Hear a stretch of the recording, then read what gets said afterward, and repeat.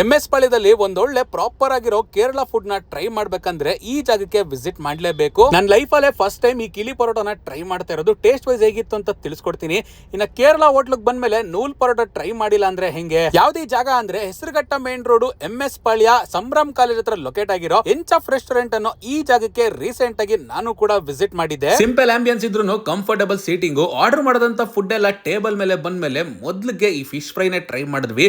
ಮಸಾಲ ಭರಿತವಾಗಿತ್ತು ಗುರು. Fish quality ಅಂತೂ ಟಾಪ್ ನಾಚ್ ಅಂತಾನೆ ಹೇಳ್ಬೋದು. Taste wise ಸಕ್ಕತ್ತಾಗಿತ್ತು.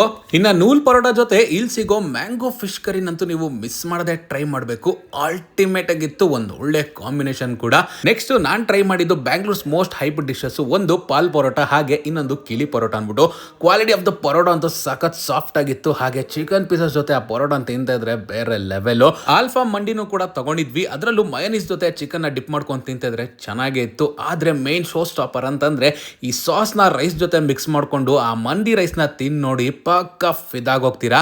ಕೊನೆಯದಾಗಿ ಒಂದು ಆರೆಂಜ್ ಕೂಲರ್ಸ್ ಇಂದ ಎಂಡ್ ಮಾಡಿದ್ವಿ. ಸೌತ್ ಇಂಡಿಯನ್ಸ್ ಅಂತ ಪಿಕ್ಕಲ್ ರೈಸ್ ಕೂಡ ಸಿಗ್ತಾ ಇದೆ. ಜಾಗ ನೆನಪಿದೆಯಲ್ಲ, ಮಿಸ್ ಮಾಡದೆ ವಿಸಿಟ್ ಮಾಡಿ.